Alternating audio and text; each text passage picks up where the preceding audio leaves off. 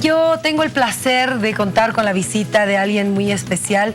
Ya lo hemos tenido en varias oportunidades en contactos gracias a la tecnología desde Italia. Es boliviano, es comunicador, es sacerdote y vive ya hace varios años en Italia. Trabaja en el Vaticano, ha compartido con el Papa Francisco y también es escritor. Sí, está con nosotros el padre Ariel Veramendi, sacerdote boliviano que trabaja en el Vaticano. Un placer tenerlo acá. Gracias por tenerme en tu programa. Yo muy contenta, definitivamente. El padre trabaja en la Secretaría del Sínodo de los Obispos en el Vaticano. Él es comunicador, él se encarga justamente de este departamento. Padre, ¿cuándo llegó de Italia? He llegado después de 2 años, el 2 de agosto, hace una semana en realidad. Después de 2 años. Después de 2 años. Se toma vacaciones y se viene a su patria.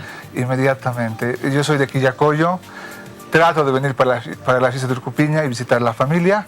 Y esta vez mi viaje ha sido marcado por una gira, si se puede llamar así, para presentar el libro el cual te he traído.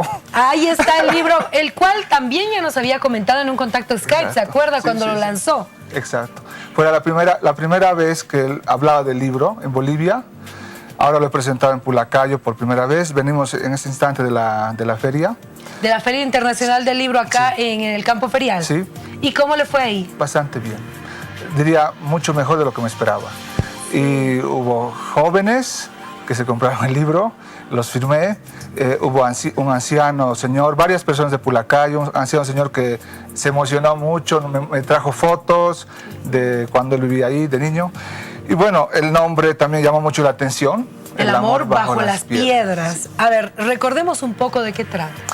Bueno, esta historia narra la vida del protagonista que se llama Apolinar. Yo cuando fui a Pulacayo hace 2 años, hace 4 años en realidad, por casualidad encontré gente allí que me habló de su vida. Mi abuelo era Policarpo Veramendi, trabajaba en el taller eléctrico. Entonces fui a conocer de dónde venía mi familia, a encontrar eso. Y un señor me contó que un joven que se iba a casar, pocos días antes de su matrimonio, falleció su novio en un accidente. Uy.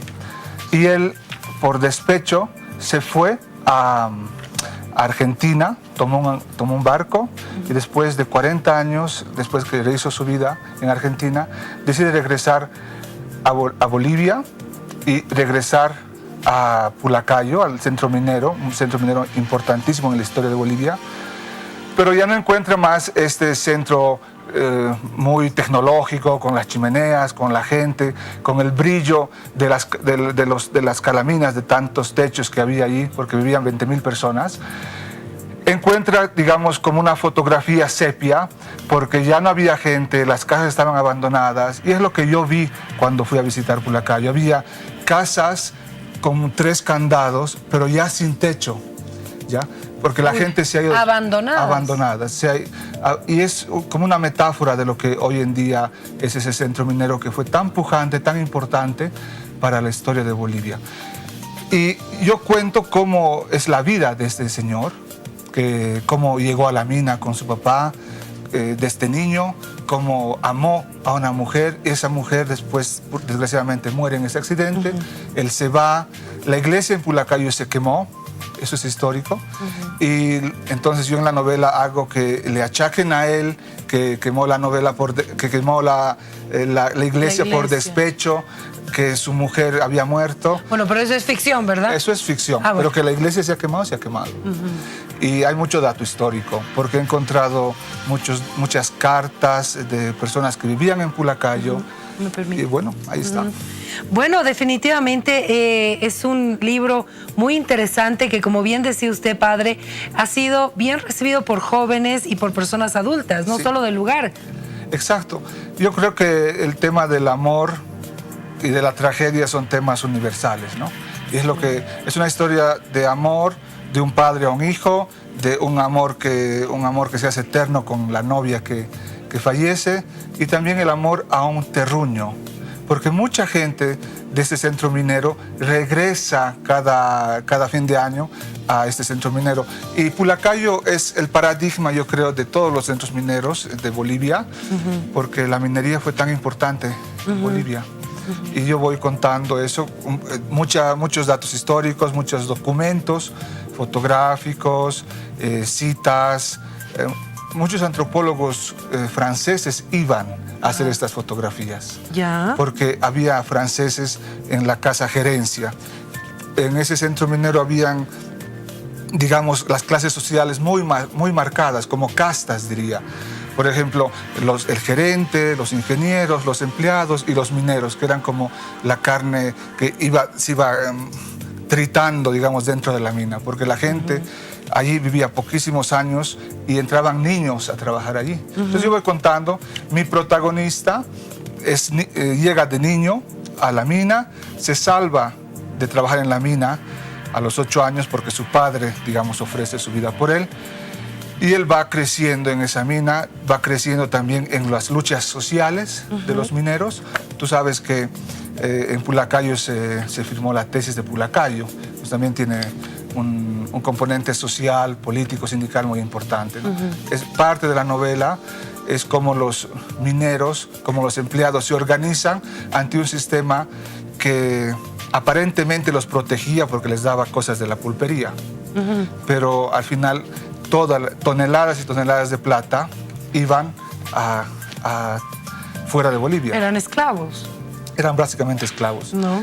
Las personas que vivían en los centros mineros tenían sus fichas para comprar de la misma empresa los alimentos. O sea, la economía era todo en favor de la compañía. O sea, yo te pago 10 bolivianos y con esos mismos 10 bolivianos me compras a mí. Exacto, exacto. Entonces, eso que pasó hace 100 años, porque esta novela es de esa época, más o menos, se reconstruye la sociedad de esa época, también puede pasar tal vez en estos tiempos, ¿no? Con el extractivismo, cuando la gente que está en el lugar, que trabaja para enriquecer a otras personas, no recibe lo que debería. Pero esa es una historia cíclica, ¿no? Por ejemplo, vemos en África los niños que van a sacar elementos de la tierra para nuestros celulares, ¿no?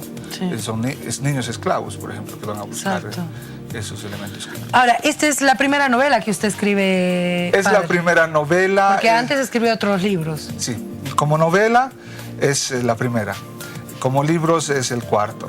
Sí. ¿Verdad? Porque escribió... sobre Tito Solari. Exactamente. Que fue, creo, el que más se conoció en Bolivia. Sí, exacto.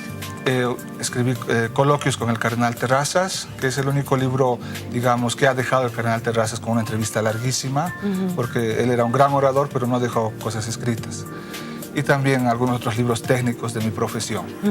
Ahora, ¿esta novela se la ha regalado al Papa Francisco? Sí, se la he regalado.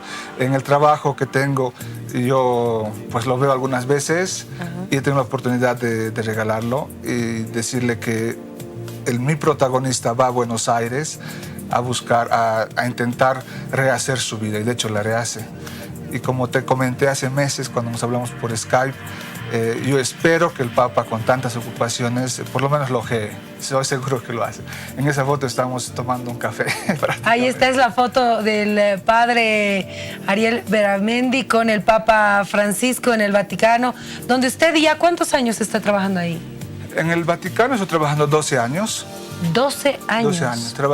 Yo soy periodista, comunicador social, trabajé 10 años en una institución que se llamaba Pontificio Consejo para las Comunicaciones, y el Papa Francisco, cuando llegó, ha reformado toda la comunicación del Vaticano. Ah, sí. De hecho, ya no existe la Radio Vaticana. ¿Ah, ya no existe la Radio Vaticana? No, ya no, porque se ha fusionado todo en una sola entidad que ahora se llama Dicasterio para las Comunicaciones, ¿no?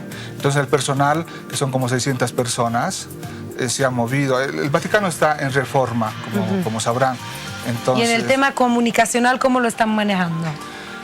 Es una reforma muy, muy drástica, muy profunda, porque antes había el Centro Televisivo Vaticano, que se ocupaba de las imágenes en video. Había El de las fotografías. De las fotografías, había el Pontificio Consejo de las Comunicaciones que hablaba con todos los obispos del mundo sobre la pastoral de la comunicación. Y había, por ejemplo, la Radio Vaticana, que es lo que todo el mundo conoce. Sí. Entonces, ahora ya no existe nada más de eso. Existe solo Radio Vaticana Italia, solo para Italia. Y se ha fusionado en este dicasterio para las comunicaciones y el medio oficial de información es un portal multimedia como la BBC, para hacer una comparación, donde tú tienes audio, video, fotos, y ese portal se llama Vatican News. Entonces, por ahí, cuando se hacía radio antes, ahora se transmite en ese portal el audio o los videos, ¿no? Como saben ustedes, luego las redes sociales del Papa siguen lo que son Twitter, Instagram y... No, sobre esas dos, Instagram y Twitter, el Papa.